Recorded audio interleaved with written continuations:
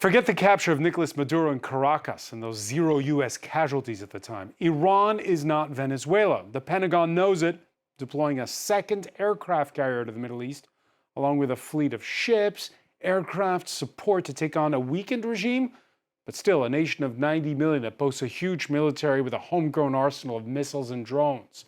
Is the U.S. prepared for all eventualities, particularly around the Strait of Hormuz, passageway for more than 1/5 of the planet's oil and gas? More broadly, why this potential fight? Why now? How does the same Donald Trump, who now chairs a board of peace, actually view the use of force? The president who campaigned on the promise of no boots on the ground already pushed a red line last June when the U.S. joined Israel's bombing of Iranian nuclear installations. Will he pull the trigger this time? And how does the Islamic Republic and its supreme leader view an ultimatum that's mainly but not only about the nuclear program? To ensure its survival, the regime mowed down protesters by the thousands back in January. Does it emerge further weakened or strengthened after what now lies ahead? Today in the France 24 debate, we're talking about Trump's Iran gambit. With us from Ithaca, New York, Sarah Krebs, director of Cornell University's Tech Policy Institute. Thanks for being with us. Your books include Drone Warfare and Coalitions of Convenience, U.S. Military Interventions After the Cold War. Thank you very much for having me. From Washington, he's a former intelligence officer, national security consultant, Michael Pregent. Good to see you again. Good to see you. Thanks for having me. Journalist Borzu Daragahi, who publishes and podcasts at borzu.substack.com. How are you? Good. And Yasmina Asragis, research associate at Princeton University. You're the author in French of The Mirage of Peace, the true story of Israel and Arab countries. Welcome to the show. Thank you so much.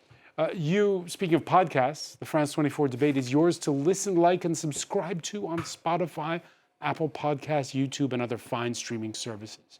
Yeah, prelude to war or a buildup that's part of the bargaining process? The next round of direct Iran-U.S. talks announced for Thursday in Geneva. On Fox News Sunday, Donald Trump's New York Days real estate buddy, come lead negotiator, Steve Witkoff, had a message from the boss. I don't want to use the word capitulated, but why they haven't capitulated? why under this sort of pressure with the amount of sea power, naval power that we have over there, why they haven't come to us and said, we profess that we don't want a weapon, so here's what we're prepared to do, and yet it's hard to sort of get them to that place. Borzu Daragahi, why haven't they capitulated? I mean, any political scientist will tell you that sometimes matters of honor and freedom supersede these kinds of threats and security. So, you know, I think in the U.S. we have a saying, give me liberty or give me death. And that's essentially what the Iranians are saying. And I spoke about this a little bit on my podcast, but, you know, I think it's been a long time since that kind of gunboat diplomacy has actually worked, which is what Steve Witkoff is describing. It didn't work in Vietnam. It didn't work with Cuba. It didn't really work with Venezuela either. You know, the national leaders have national aspirations, and nationalism is a very strong factor. So that's what is really driving Iran. That's why they're not going to simply, quote unquote, capitulate. Is that just talk, Sarah Krebs, we heard for the cameras? What does that clip tell you, that clip by Steve Witkoff that we just listened to?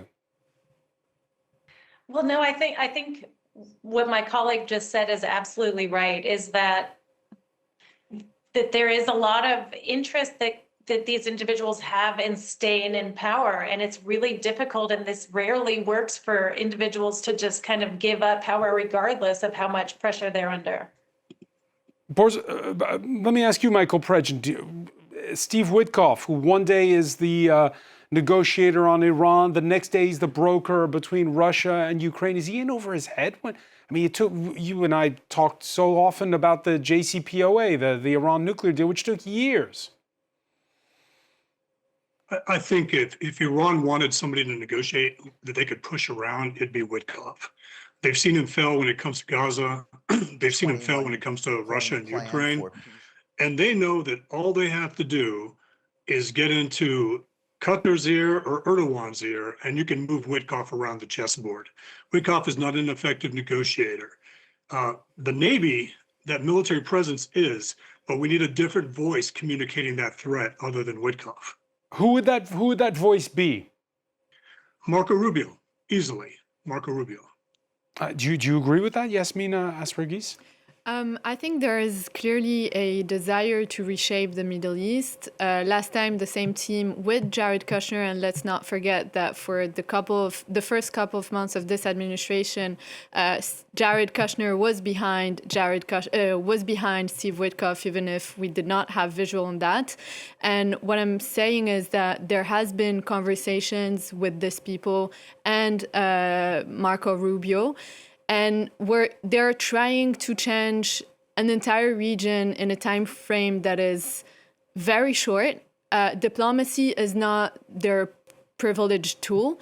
And we're seeing the era of peace through force. And the way they're negotiating, the way they are imposing a tempo and accelerating things does not necessarily show us that they're not engaged in diplomacy, but shows us the end goal. And the end goal is very much to destroy the current regime, destroy the current regime. Because that's what was said about Venezuela. In the end, they found who to work with in Venezuela, and there's probably conversations on who they can work with within the current regime, because maybe changing the head and having people inside that are willing to cooperate, that are willing to recognize Israel, that are willing to stop threatening the U.S. interests is something that we're seeing. A lot of leaks recently are telling us that in the early days of January, there was an attempted coup from within to exclude Khamenei from power. This coup was co-organized by reformists like the former Minister of Foreign Affairs. So there is, of course, this negotiations between the current administration and the regime, but there's also so much going on in the shadows. There was speculation over whether or not there were insiders helping the U.S. In Venezuela. Again, they got away with 0 casualties. Are there insiders helping the U.S. in Iran? I would doubt it. I know this regime quite well. It's extremely ideological, extremely dogmatic.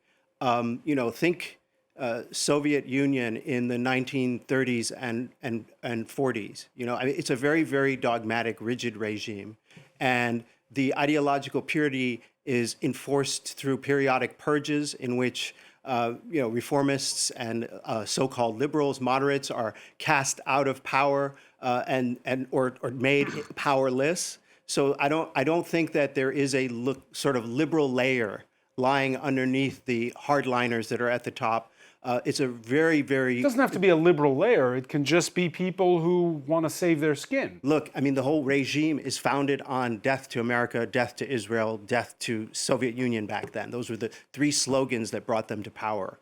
They're not going to come around to, okay, now we're going to recognize Israel. Maybe there could be some kind of modus vivendi with Israel, but they're not going to come and recognize it in the same way that other countries in the Middle East would. This is a revolutionary, ideologically driven regime, so it's very hard to make a kind of deal with them in the way that Trump imagines of like, hey, we'll just get them to do this and this and this. No, but some of the things that you're asking them to do cross their ideological red lines, and they just won't do it. They would rather go to war.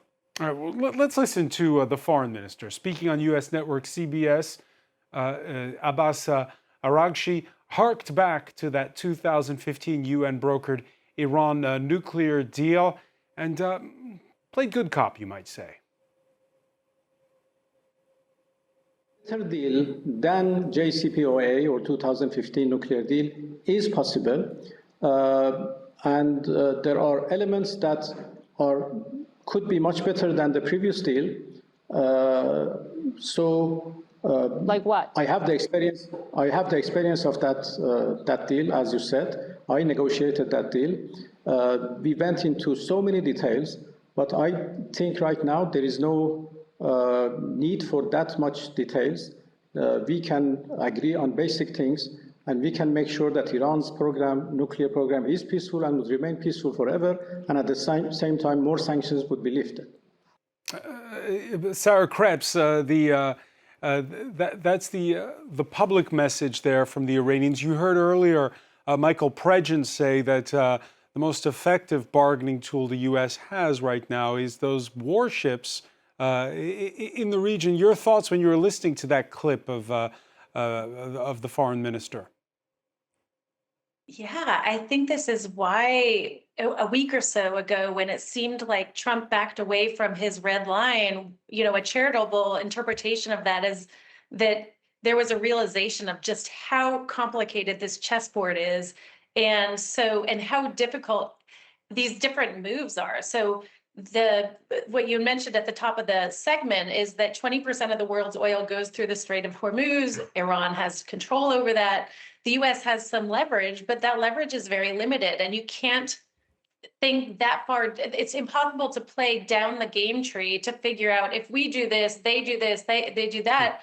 This is a region that is very complicated, and I think playing a bit more cautiously and realizing this is not another Venezuela is a good strategy. And that sort of obfuscation that we just heard from the foreign minister, I think is exactly the problem, is that there's a lot of opaqueness and a lot of uncertainty and unpredictability about which way this could go, and a lot of ways it could go badly. All right, so when we had, for instance, this Monday, spotted in Crete's Suda Bay, the USS Gerald Ford, that's the second aircraft carrier that's now approaching the region. The USS Lincoln is in the Arabian Sea.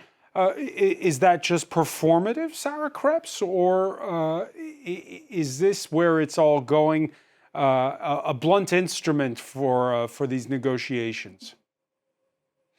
Yeah, I think what we realize, or people in the foreign policy establishment in the United States realize, is that raw force can only go so far. I mean, we spent 20 years in Afghanistan, 20 years in Iraq, and the U.S. spends $800 billion a year on its military, and that did not lead to positive outcomes in either of those wars. So I think that there should be reticence about the belief that just using military power is going to achieve the diplomatic objectives that they're going for. So I think the best case scenario is that they try to use that as that show of force to compel. But it's not surprising that Iran would call their bluff, because the U.S. has decades of experience realizing that there are real limits to how far that hard power can go. Aircraft carriers, Michael Pragmatism, are they too blunt an instrument? Well, where this is different is that we're not going to put 150,000 troops on the ground in Iran. We're not going to do the same thing we did in Iraq and Afghanistan. We are simply going to use these aircraft to target air defense systems, naval assets, to give the U.S. control of the Strait of Hormuz and the international community control of that commerce path. The Navy is there to take out specific targets, to hit Fordo, Natanz, Isfahan, and the other nuclear sites. This is not about dropping paratroopers into Iran and setting up a U.S. base in Tehran after we collapse the regime. This is a show of force. Again, where the Ford is now, the Ford could actually hit everything in Western Iran that it wants to hit. This is about doing what Israel did during those 12 days, taking control of Iran's skies during the daytime, flying over Tehran. That'll move the regime to ground, and that'll give the protesters a chance to take more territory. That's what this is about. At the initial stage, that's what this is about. Yeah, Michael, Iran doesn't have aircraft carriers, but it's got plenty of missiles of varying ranges. And you have to wonder, for Iran, a win can be something quite limited, as doing damage to one of the ships or hitting an ally. The primary targets would be those radars for those systems you just talked about. It'll be the ground to sea missile capabilities. Those will be taken out. And their air defense systems will be targeted in that first wave. And they'll be targeted with Iran being blind during that strike. So that's the capability the U.S. has. Will there be an attack? I don't know. We continue to see the administration try to have off ramps. You know, if they come back to the table and talk about the nuclear deal, then the strikes can be called off. But at this point, they don't believe the messenger, and the messenger is Witkoff and Kushner. They don't believe them. They do believe that Trump is a wild card. We have a 6-day window now in which the president has said he will act if Iran doesn't come to the table. And we're starting to see these forces move into a position where the president will have to use some sort of strike, whether it be a limited strike against these targets in order to save face. And that's where we're at right now. We shouldn't be where we're at right now. There shouldn't be 20,000 Iranians that have lost their lives protesting because President Trump said help is on the way. We didn't mean help is on the way for the regime, as in Witkoff and Kushner. We should have meant help is on the way for the Iranian protesters. Yasmina Asragis, 6 days, Trump has to act, says Michael Perez. Do you agree with that?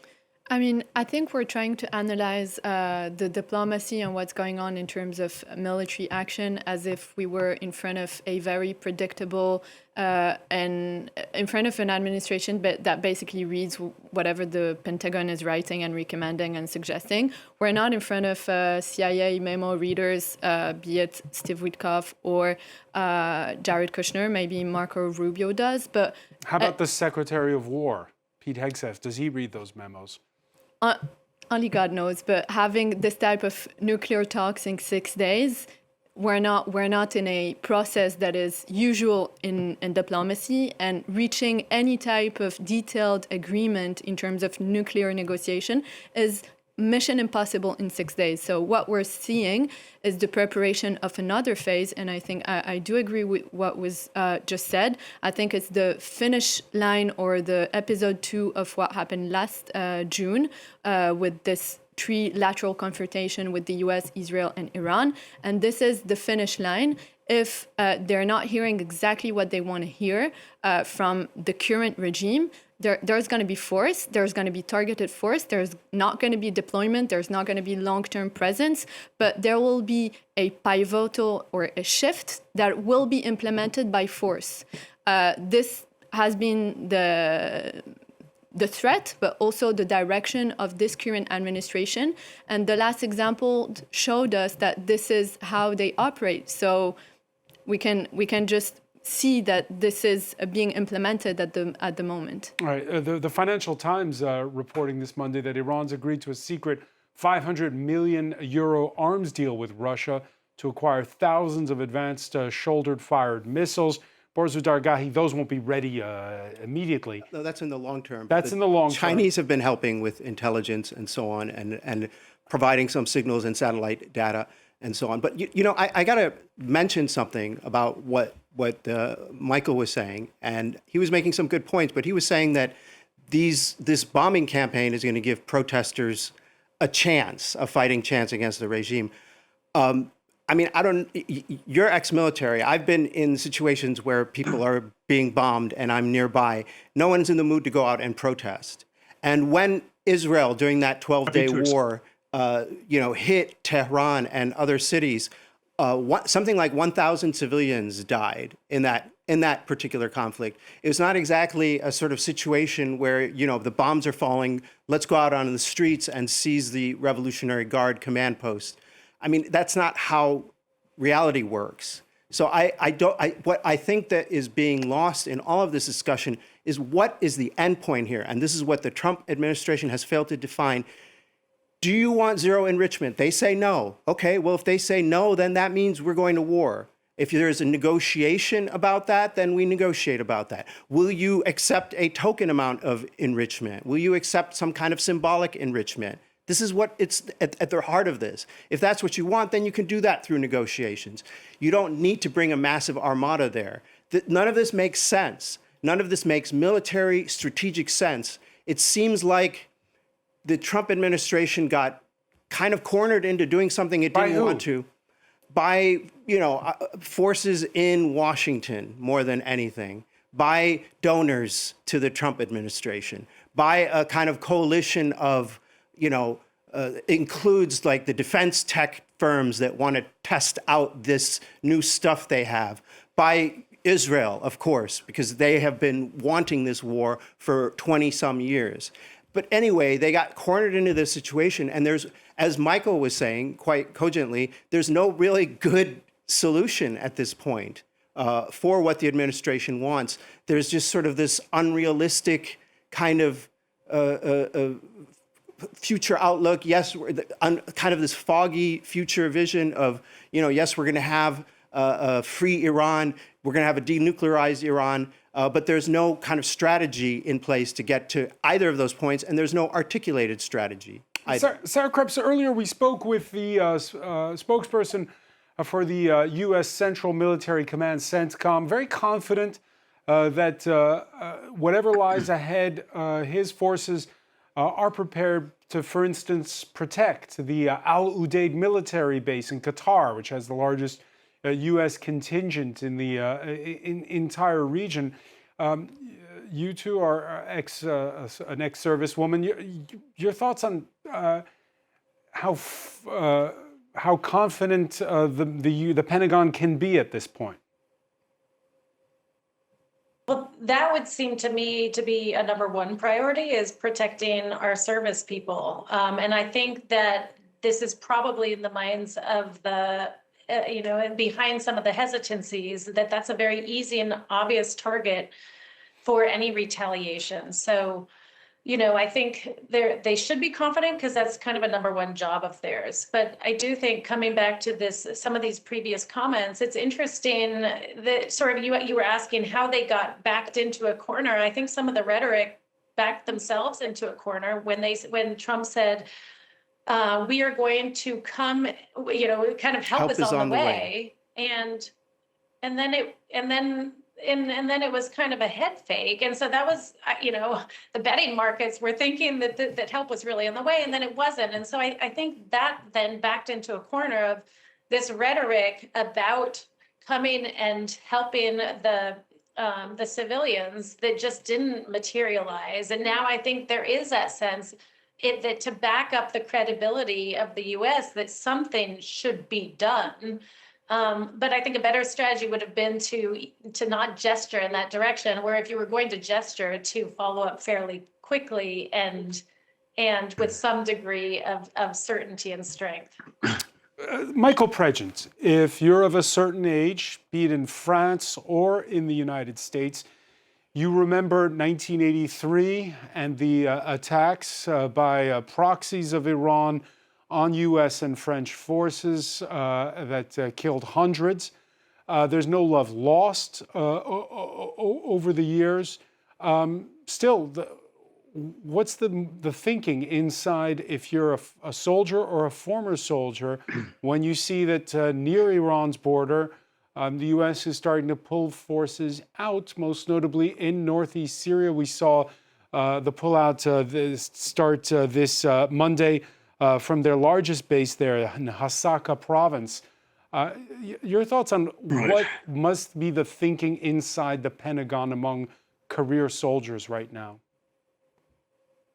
Well, as a veteran of Iraq and Afghanistan wars, I'll tell you that the biggest threat are drones and missiles and rockets, and that's why the U.S. is putting in defensive systems inside of Iraq, in Jordan, in Qatar, in the UAE, also in Saudi Arabia, to take out Iran's drone, missile, and ballistic missile capabilities. So that's one thing. But as a soldier, you're also thinking that this attack is coming. We need to make sure these assets are in place, and we need to focus on the immediate threat inside of Syria. What is it? Inside of Iraq, it's the Shia militias. The threat in Qatar and the UAE is basically Iranian ballistic missiles, right? And drones. But the thing about Qatar, if there's any attack on Al Udeid, it'll be a coordinated one like the last one. It'll be an off-ramp for the regime to be able to launch 10 missiles at Qatar, and we easily take them down. And Qatar can claim, see, look, we're not a friend of Iran, we're a friend of the US.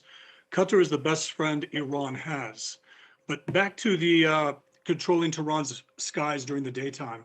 I wasn't talking about dropping bombs and missiles, just flybys, a tilt of the wings to the protesters, That's what they want to see. The U.S. in the skies without the fear of being taken out by Iranian air defense systems. That message alone would be very encouraging to the protesters. And then when you see the IRGC mass or the besieged forces mass, then you take those out. Those would be military targets, and the population has said that if you attack the regime, we're okay with that. Just don't attack infrastructure that the next government will need to use. Borzo Dargai? I mean, I don't know. I was in Libya, and that strategy kind of worked. It's very different. That was a different strategy. That was Obama's strategy. That's not this strategy. Okay, but I mean, there was a kind of a NATO-backed. I mean, I don't know what example to look at. I don't know how that looks on the ground. I know Iran. I see a lot of fear among the protesters. When I talk to people in Iran, there is more than anything. There's a lot of anger. People are opposed to the regime. Even people who are pro-regime are really unhappy. Maybe they don't want to go out into the streets and fight for freedom, but they're against the regime. That is there. But it's not a formula that I can see. And I think that would be great if the regime fell and the people took over. But I also know that this is a regime that will kill.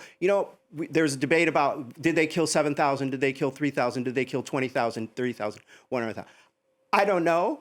But I know that this regime would be capable of doing that. They would be capable of killing hundreds of thousands of protesters to stay in power because they have a mandate from God. The supreme leader is the representative of God on earth. We have to protect him at all costs. This is the danger of this ideological regime. So I just don't see a formula for success there. Those Basiji and Revolutionary Guards that will be repressing people, they're based in little mosques. They're based in not even mosques, Hosseiniya, little half mosques, where, in neighborhoods and so on. How do you get those guys? They don't really mass. How do you distinguish the Basij from the Basij and the students were fighting this weekend on the campuses of Tehran? And you would see the video, and it was really hard to tell who were the students and who were the Basij unless you looked really closely. So, I just don't see the formula. You don't drop a bomb on that. No one would drop a bomb on that. But you don't know on those who is protesters. Who. On the campuses. The Basij are guys on motorcycles driving around. They're like basically biker gangs. That's not a target for a weapon system from an aircraft. Sure. That's not a target. Okay. Yasmina Aspargis, what about the rest of the region? How they feel about it? A lot of those countries represented last week at that Board of Peace signing that we saw on Thursday. How do they feel about all this? I think when we put things into perspective, we tend to forget that this is not just happening in 2026 for no reason. There's been a build-up. Iran has invested in an axis of resistance, has invested a lot of money in Hezbollah, Hamas, and the Houthis, and has tried to create a counter model, a counter vision, and to implement, diffuse, and share to the rest of the Arab world its ideology.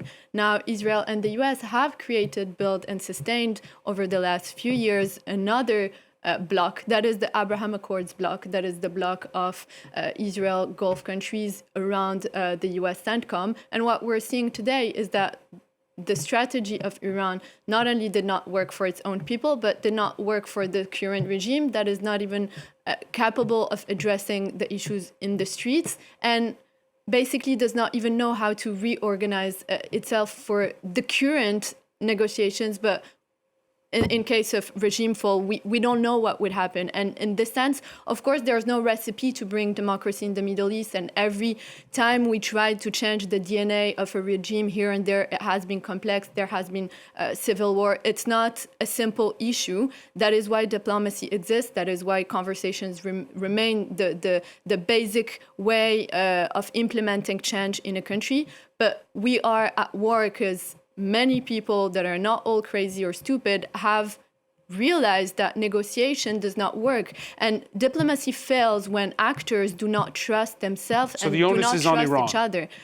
No, America and Israel does not trust Iran, and Iran does not trust them in any negotiation process. That's why force becomes the key player. And what we're seeing today on the ground is a choreography. When you're moving assets from Syria to another place, you're just sending messages to Tehran and eventually to China, because we didn't mention China, but the big issue as well is for the US to debunk and destabilize the access that goes from Iran to China and also Russia. And only then people like Jared Kushner will appreciate the fact that possibly they can implement the peace board, the extension of Abraham Accords, and reshape this region, for which they also have a vision, an ambition, and their own ideology. And we'll see in the coming days how their own strategy applies on the ground. Sarah Krebs, speaking of China, we've had in the last days talk about intelligence sharing on the part of Beijing for Tehran. Your thoughts on again? Is this more than just the United States versus Iran, and what is the role of China in all this? Yeah, this seems like classic realpolitik on the ground, which is sort of the enemy of my enemy is my friend. And so, right now it seems as though there are these kind of two worlds, US allies, China, its allies, and then these kind of the Indias of the world that are trying to navigate the middle. And so it's not surprising that China is trying to align a little bit with Iran in order to push back in a balance of power kind of way against the United States, because that's kind of what these spheres of influence are right now. So it's not surprising at all. Not surprising at all. We have Iran. Meanwhile, it's got its hardline former Speaker of Parliament, Ali Larijani, who's been growing in prominence, reports the New York Times. He's the former commander in the Revolutionary Guard Corps, the current head of the Supreme National Security Council. He seems to have, according to the Times, sidelined President Masoud Pezeshkian. The newspaper quotes two sources as telling the story of Steve Witkoff's bid to call Iran's foreign minister last month. And anxious to forestall any misunderstanding, the two senior officials said Mr. Aragachi called the Iranian president asking if he could establish contact with Witkoff. Pezeshkian replied he did not know, to call Mr. Larijani instead for authorization, Borzou Daragahi. I mean, the Supreme National Security Council is the highest kind of government body in Iran. So, yeah, it sort of hovers above the president, and it includes the president as well as the supreme leader. And Larijani is the secretary of the Supreme National Security Council. He is also a former member of parliament, former speaker of parliament, kind of an insider. I wouldn't call him exactly a hardliner. I would call him more of a kind of a pragmatist. He has a daughter, apparently, who's living in the U.S. for a while. So I think there's some interesting aspects to this guy, and he could be a player. But I will tell you that he is a, strident believer in the Islamic Republic. He's not someone who's going to make a peace deal with Israel, but he is someone who could possibly be counted upon as a pragmatist to just leave Israel alone. There's been this talk, Michael Prejean, of targeted assassinations. How plausible is that? Well, I don't think that would be done by any U.S. military. I don't think we're going to deploy Delta Force or special ops inside of Tehran, but that could be something that Israel could conduct. That could be something that we could partner with somebody on the ground inside of Tehran or other areas to be able to conduct those assassinations. And what I mean by partner with is simply provide intel, provide resources, and allow indigenous groups to take care of that, those targeted assassinations. The good thing about this language is, whether it's true or not, the regime believes there's a capability out there. So whether we have the capability or not, it's good that the regime believes we do. Sarah Krebs, you agree? I mean, it seems reasonable to say that it's good for the regime to believe that the U.S. has the capability. It seems like there's a lot of evidence to suggest that decapitation strategies don't necessarily work, because they can just, especially in a regime that's not kind of a strongman authoritarian regime, like let's say in Russia, where you have kind of this main guy.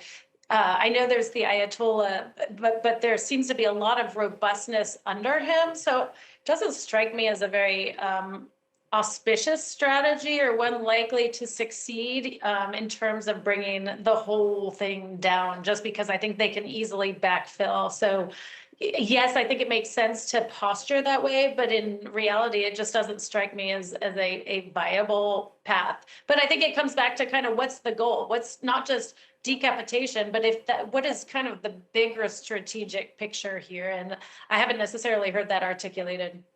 So do you know? We saw the that goal- reality on the ground when Israel conducted those assassinations. Israel took out the majority of the key leadership of the IRGC during their 12-day air campaign.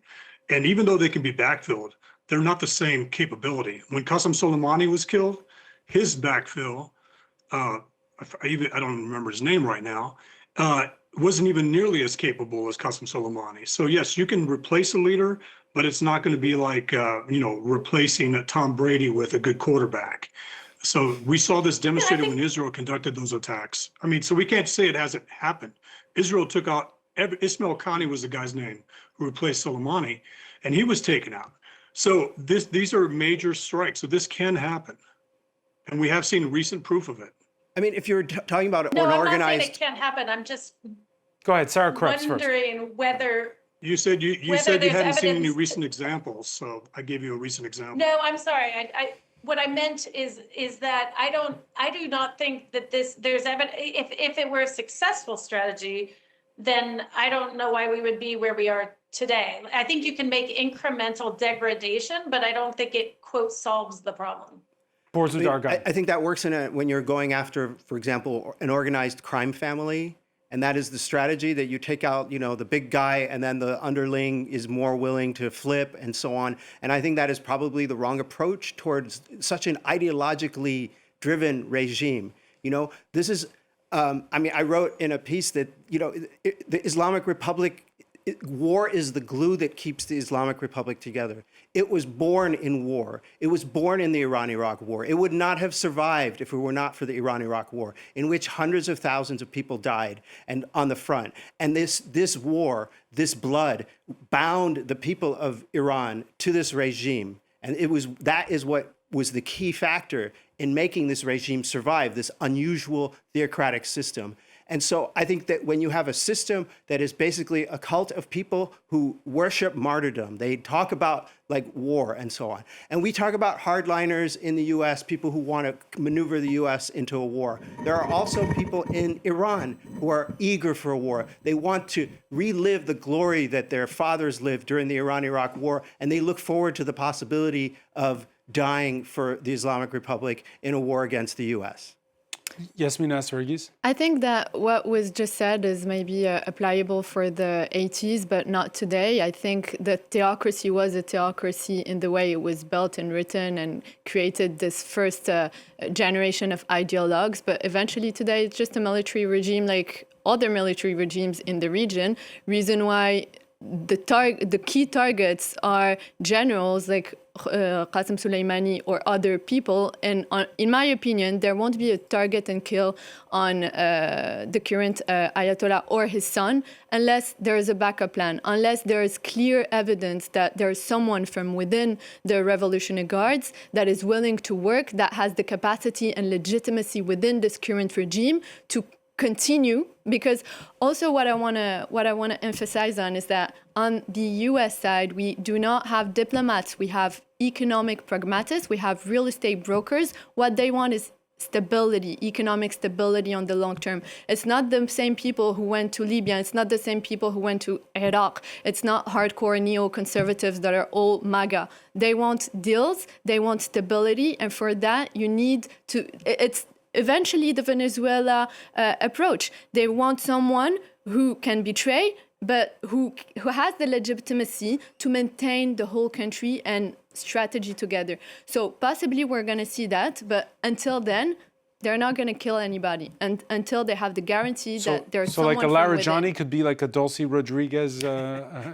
Well, we'll see. But you also have a component that is important on the Iran case. It's the diaspora. The entire diaspora wants a crown prince, and they are pushing for it. And other actors within the region is pushing for the crown prince, and that's also part of the debates in Washington. All right. This Monday in Tehran, we saw university students again chanting down with the Islamic Republic. There's 40-day ceremonies for those killed during the crackdown that we were talking about earlier. Yeah, Borsu Dargahi, this question posed there by Yasmina, and these images we're looking at, how much of a factor are they? Yeah, I think that's a huge factor. And I would say that my description of the cult of the regime applies to about 20% of the population. That's based on polling numbers that I have looked over for years and years, as well as election results. So we're talking about 15 to 20% of the regime, of the population that is pro-regime. And then outside that, the 80% are against the regime. And I've lived in Tehran, and I've been all over the country, and I know this from not just from my anecdotal watching, but also from analysis of the polling results. So yes, there is a severe opposition to the regime. The question is, what's the path? What's the path to transition? Is it going to turn into another Syria or Iraq or Libya, or is there a kind of a Czechoslovakia path forward, a velvet revolution kind of path forward, and that which is the kind of unicorn that all of these authoritarian regimes Is Iran need. capable of a velvet revolution, of a peaceful transition? Not now, not with this regime the way it is now, and not with the ideologues that are at the top of it now, but maybe in 15 years. Maybe in 15 years, very quickly. Michael Pregent, you agree? I can't forecast the future. We just can't determine that. I would hope, but again, as a military guy, I can't use hope, unfortunately. Sarah Krebs?